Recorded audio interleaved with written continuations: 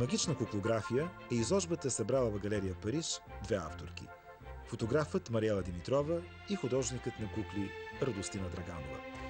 Магичното идва от събирането на куклите и фотографията в едно, в свят на ръба между съня и реалността, където всяка история може да намери приказното си продължение. Разбрах, че се познавате от много отдавна, но това е първата ви съвместна работа. Как се събраха куклите и картините?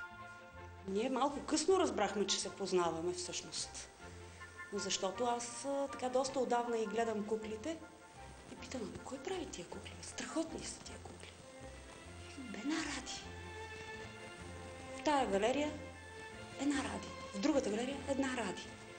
Окото на художника-фотограф предлага един поглед към куклите. Този поглед случва ли се да бъде изненадващ за вас, за майстора на куклите? Ами да, в нейните снимки се получи така. Аз пък от своя страна харесвах нейните картини. Съвсем случайно разбирам, че тя се занимава и с фотографии. По същия начин си видях куклите в една по-нова светлина. Всъщност тук куклите са въвлечени или поне подсказват истории, дават материал за фантазии. Как, например, се роди Въртелеша и Въртележката? Значи Въртелеша е една кукла, която е на едно друго момиче, което аз не познавам. Йоанна Йотова се казва. Просто случайно го снимах, защото в теста, когато бях отишла да снимам едни нейни неща, влязаха клиенти и за да не тормозя хората с присъствието си, нали, с въртенето с фотоапарата около тях, в крайна краща повечето хора не се чувстват така комфортно в подобна ситуация. Просто минах така в другата зала и си избрах някакви детайли да ги снимам. Штракнах ги, понеже бях снимала на моята приятелка децата.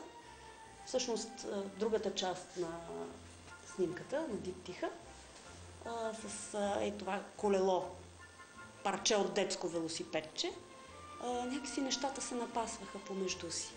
А всъщност в този момент аз снимах главата на принца. Не главата на принца, а куклата, която... двойката кукли, която върви към него. Аз ги измислях на моите неща заглавията. Един ден седнах пред компютъра, влязах в едни поетически сайтове, в които аз иначе никога не влизам. Аз така общо взето имам такова едно отношение към поезията, малко особено. Но когато е човек да намери заглавие, примерно мога да разгърне едно списание или да влезе в някакво стихотворение или в някакъв такъв сайт, да бодне с пръст някъде и да каже: ето това ще стане за еди коя си работа. Къде живеят куклите на Радост, когато не са в изложбата и в картините на Мара? Общо заето, те са си като някой моя, като част от сън. Аз поначало куклите исках да бъдат все едно в една стая, да се подават от някой предмет или с някой ъгъл, като малки човечета. Искам още малко да разгледаме изложбата и заглавията, които мен ми се струват много интригуващи. Завързан вятър. Това не помня от чие стихотворение го откраднах, там беше като вързан вятър. Обаче така в името на благозвучието, след допитване, стана завързан вятър. Интересна е самата история на левия кадър.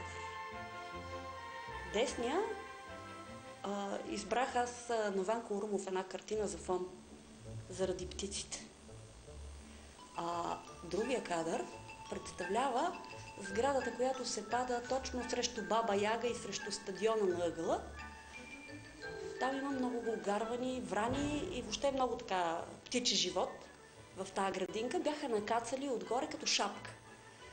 И аз викам, сега точно в момента някакси да успея да ги дигна тия птици на облак и като ги дигна да успея да ги штракна, защото аз общо вече съм иначе слаб фотограф.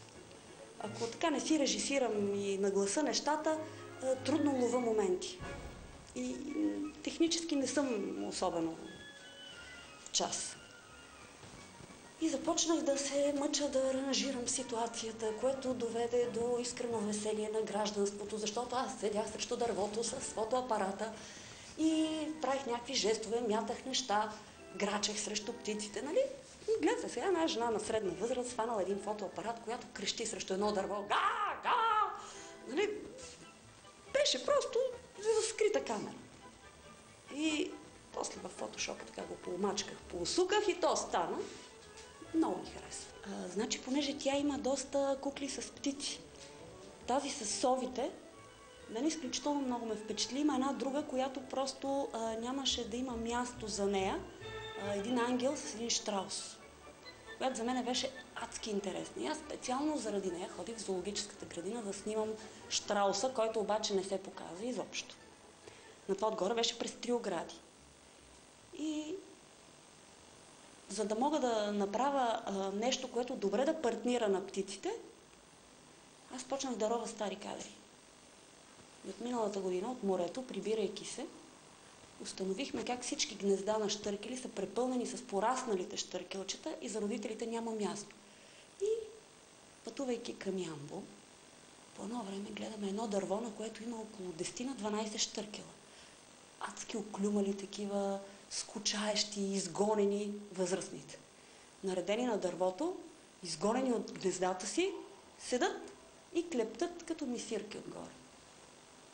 Аз докато се приближа, те излетяха повече от половината, обаче на това дърво има реални 5 щъркела, в които по отношение на фактологията фотошоп няма. Там са. Бяха повече.